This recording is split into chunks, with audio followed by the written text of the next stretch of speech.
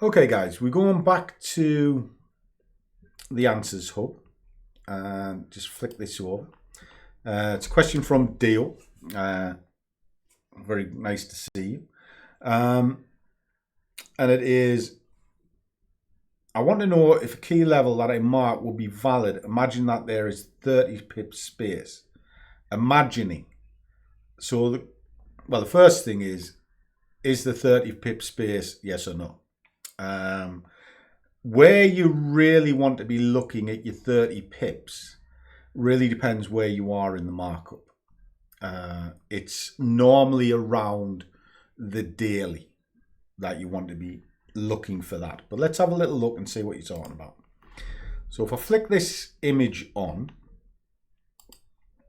what we have here is a weekly chart and it's on a line chart. Right, fine. Now, here is kind of debatable as to whether or not you would put a level in at this point. You've got your strong drive up, creating a top, and then you've got another top on the other side, which is the closest to the price, and then it's validated here. Now, it did dip down, and it created another point here. It's really personal choice as to whether you draw another additional line in. Now, if there's a huge gap between these, sort of like this one here, then yeah, drop one in because the space will be quite a bit. But if you're looking at it and you're a little bit unsure and you haven't got time to mark it out, that would get picked up in the daily and it'll validate whether or not you put a level in.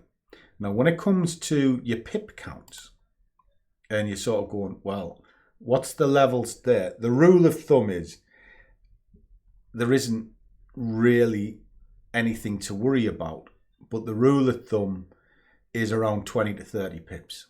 Why? Because you want the price to be able to move. And sometimes you'll get a fib run straight through the middle of it, and that will break it up naturally. What you're really looking for is apexes. These things here, okay? They're the main points to look at. And you'll often find, like, there's a good example.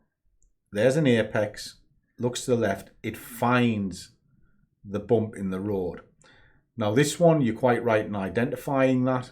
You can drop a level in simply because it's the weekly and there's probably a good bit of movement here. But it's not overly necessary. What the levels are a framework of key turning points, but you can go merry mad with them.